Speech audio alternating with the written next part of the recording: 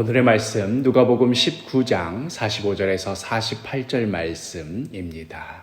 성전에 들어가사 장사하는 자들을 내쫓으시며 그들에게 이르시되 기록된 바 내 집은 기도하는 집이 되리라 하였거늘 너희는 강도의 소굴을 만들었도다.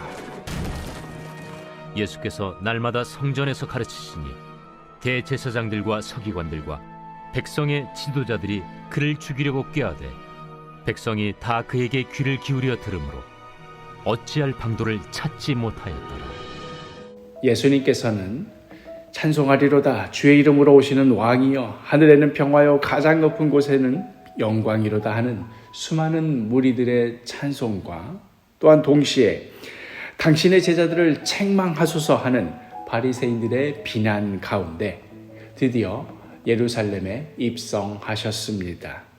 그리고는 제일 처음 향한 곳이 바로 성전이었습니다.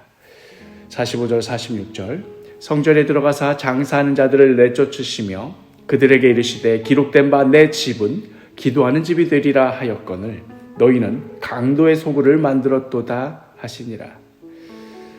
우리들이 익히 잘 알고 있지만 유대인들은 우상에 대해서 지독히 혐오하고 또 멀리하는 그러한 자들입니다.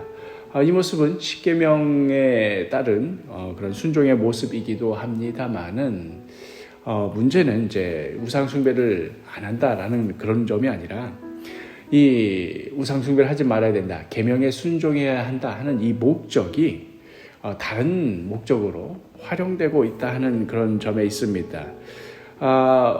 우리가 다 알듯이 로마 영토 내에서 통용되는 화폐에는 모두 로마 황제의 흉상이 새겨져 있습니다. 우리나라 동전에 이순신 장군 얼굴이 새겨져 있듯이 로마 시대에는 그렇게 했던 것이지요. 그런데 유대인으로서 이렇게 로마 황제의 흉상이 새겨져 있는 그 동전으로 예루살렘 성전에서 필요한 재물을 산다 하는 것은 이것은 도저히 용납할 수 없는 일로 여겨졌습니다. 그래서 어쩔 수 없이 유대인들을 위하여 따로 화폐를 발행해야 했습니다. 아무런 형상이 새겨져 있지 않은 그런 화폐를 발행한 것이지요.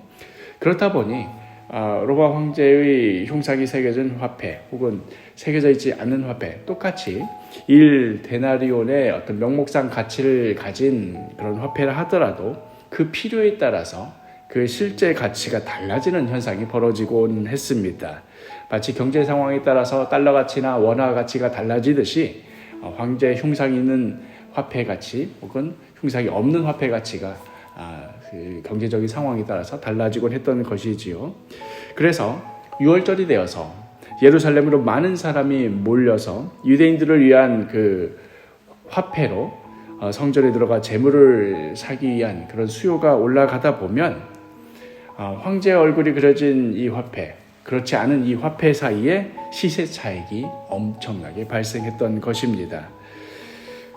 그래서 지금 예수님께서 예루살렘에 들어가신 이 상황, 지금 6월절을 앞두고 들어가신 것 아닙니까? 이 6월절을 앞두고 전국에 있는 유대인들 뿐만 아니라 전 세계에 흩어져 있는 수많은 유대인들이 이 성전으로 몰려오고 있는 이 시즌에 그 멀리서 소나 양이나 이런 재물들을 직접 끌고 올 수는 없었기에 이제 당연히 돈을 들고 왔지 않겠습니까? 그리고 난 다음에 이 돈으로 성전 앞에서 유대인들만을 위한 화폐, 즉 황제의 흉상이 그려져 있지 않은 화폐, 그리하여 그걸로 재물을 살 수 있는 그 화폐로 환전을 해야 했습니다. 그러니 둘 다 똑같이 1데나리온이라는 명목 가치를 가지고 있다 하더라도 이 시즌만큼은 이 황제 형상이 새겨져 있지 않은 화폐, 이 화폐의 가치가 확 뛰어오르게 되는 것입니다. 그러니 지금 이 성전에 와서 제사 드리겠자고 멀리서 배 타고 산 넘고 물 건너서 여기까지 왔는데 그런데 정작 이 예루살렘 성전에 와서 제사를 못 드리게 되느니 울며 겨자 먹기로라도 비싼 값에 환전을 하고 그리고 그렇게 환전한 돈으로 재물을 사고 그리고 그 재물로 제사 드리는 일이 예루살렘 성전에서 벌어졌던 것이지요. 다른 말로 하자면 말은 거룩하신 하나님께 제사를 드린다 하지만 사실 예루살렘 성전은 엄청난 환전 장사를 하고 있던 주식 시장이라고 해야 될까요? 화폐 시장이라고 해야 할까요? 그런 장사하는 곳이었던 것입니다.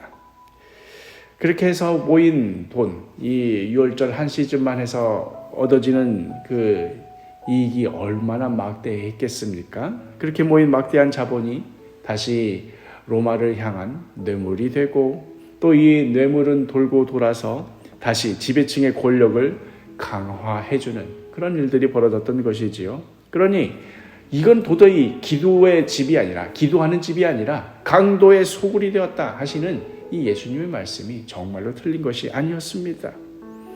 그 비판을 들은 대제사장들과 서기관들과 지도자의 반응이 어떠했습니까? 47절에 예수께서 날마다 성전에서 가르치시니 대제사장들과 서기관들과 백성의 지도자들이 그를 죽이려고 꾀하니, 자신의 잘못을 뉘우치기는커녕 오히려 예수님을 죽이려 했습니다. 자신들의 자존심이 상한 것은 물론이거니와 자신의 이익을 건드리는 그 어떤 행위도 용납할 수 없었던 것이지요. 내 이익을 건드리는 자는 그 누구든지 죽여서라도 지켜내야겠다 하는 이런 무서운 생각을 하고 있었던 것입니다. 이러한 일이 그저 2000년 전 예루살렘에서만 벌어졌다고 할 수는 없겠지요. 하나님의 이름으로 뒤에서는 이익을 창출해내고 앞에서는 그걸 거룩한 것으로 포장하는 그러한 일들, 기독교 역사 2000년 내내 벌어진 일이기도 하고 오늘날 교회 가운데서도 버젓이 벌어지는 일이기도 합니다. 사람들이 교회를 향해 기독교가 아니라 개독교다 이렇게 욕하는 데는 물론 맹목적인 혐오나 아무런 근거 없는 그런 비난도 있지만, 사실 그 일면에는 어느 정도의 진실도 숨겨져 있는 것이지요. 우리가 진실되게 주님의 뜻을 구하며 그 뜻에 순종하지 않는 한 이러한 비극은 계속해서 벌어질 것입니다. 나의 신앙생활은 과연 진실한 믿음의 모습인지 아니면 강도의 소굴과 같은 그러한 모습인지 되돌아보시기를 바랍니다. 진리의 영이신 성령님의 도우심을 간절히 구하십시오. 오늘 하루도 주님 앞에서 진실한 모습으로 살아갈 수 있도록, 신자다운 모습으로 살아갈 수 있도록 성령님께 간절히 구하십시오. 그리하여 오늘 하루 그 간구한 대로, 그렇게 기도한 대로 하나님의 뜻대로 순종하고 그 뜻대로 살아가는 그런 모습, 신자다운 모습으로 살아가는 복된 하루가 되기를 간절히 축복합니다.